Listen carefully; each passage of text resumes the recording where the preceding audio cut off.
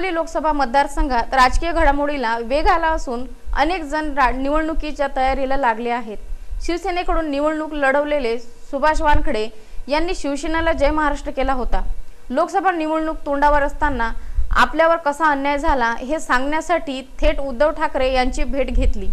याचाच अर्थ सुभाष वानखडे हे घर वापसी करण्यासाठी तयार आहेत, तर दुसऱ्या बाजूला वसमतचे आमदार मुंदडा हे लोकसभेसाठी तयारीला लागले आहेत।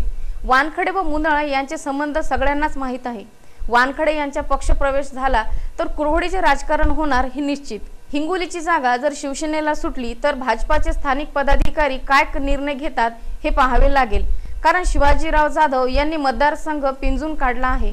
महंत श्याम भारती महाराज हे सुद्धा तयारीला आहेत, तर काँग्रेस व राष्ट्रवादीकडून ॲडव्होकेट राजीव सातव यांचे एकमेव नाव असून ते सुद्धा या तयारीला लागले आहेत। पण ऐनवेळी मतदार कोणती भूमिका घेतात हे पाहणे महत्त्वाचे। तसेच बीडी चव्हाण यांनी शिवसेनेला जय महाराष्ट्र करत शिवबंधन तोडून बहुजन वंचित आघाडी लोकसभेची उमेदवारी मिळवण्यासाठी प्रकाश आंबेडकर यांची भेट घेतली आहे। यापूर्वी सुद्धा बंजारा समाजाच्या 2 उमेदवारांनी 31,000 मतदान घेतले होते, तरी सुद्धा राजीव सातव यांना निसटता विजय मिळाला होता।